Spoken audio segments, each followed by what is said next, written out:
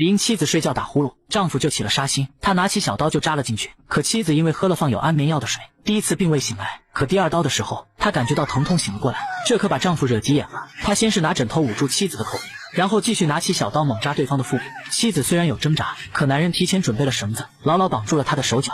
最终在丈夫的连续施害下，妻子惨死在了床上。而将妻子杀害后，丈夫并未逃离现场，而是赶紧穿上提前准备好的42码运动鞋，故意在房间留下多数量的脚印。紧接着便是制造一个不在场的证明，那就是拿上录音机，故意跟邻居打招呼。叫小陈上班去了。哎，上班了，阿姨。是那个，我做了红烧鲫鱼，下班赶紧回来。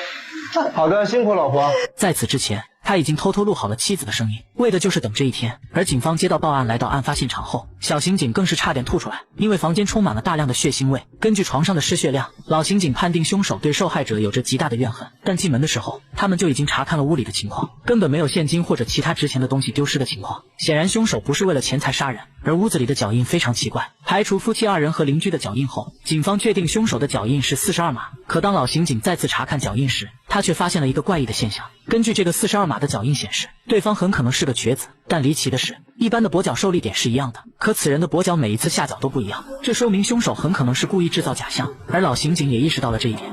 有一个更严重的问题，现场所有脚印很可能都是伪造的。此话一出，在场的所有警员都为之一惊，并且这个脚印一直延续到门口处就没了，窗户没有攀爬的迹象，脚印只进不出，这说明凶手性格并不暴躁，反而是一个心思极其缜密的人。根据鞋子的花纹，警方很快锁定了一个嫌疑人，而正打算去询问时，对方却一反常态跳窗逃亡。好在警方提前布警，这才将其抓住。来到屋子后，老刑警找到了那双鞋子，可审问室里的嫌疑人却说自己没犯事。老刑警叫他起来走几步，但嫌疑人的脚刚刚跑的时候被崴到了。此时小警员也查清楚了情况，案发当天，嫌疑人确实在家，还有邻居作证，但为什么证据会指向他呢？老刑警似乎明白了什么，他们来到了解剖室，打算看看死者的伤口情况，没想到真发现了线索。死者腹部刀口非常整齐，这种情况下，只有受害者没有挣扎的时候，才会出现平整伤口。老刑警猜测凶手行凶时，很可能受害者处于昏迷当中，但又没有任何的外伤，所以下药昏迷是个最大的可能。他们重新查了死者的胃和血液，果然发现里面有安眠药的成分，但死者口腔也没有被人强行灌药的情况，所以老刑警猜测凶手很可能就是死者的丈夫。但由于没有证据，在找到对方询问时却吃了一个闭门羹。为此，警员开始跟踪这个陈淑萍，果然发现他跟其他女人有接触，妻子刚死就有新欢，这明显不对。不仅如此，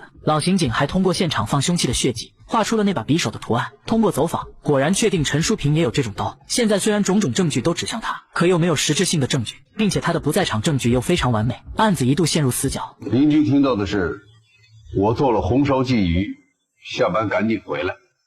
案发当天的笔录反复确认过了，这母子俩都听到了这句话。我做的红烧鲫鱼，下班赶紧回来，这两句话明显就不对劲，谁会在上班的时候说这种话？意识到不对劲的老刑警赶紧带人来到嫌疑人的办公室，并开始寻找那个磁带，可找了半天并未发现。然而就在此时，老刑警突然坐在他的主位上，很明显，凶手已经开始紧张起来了。而老刑警也在下面的箱子里发现了线索。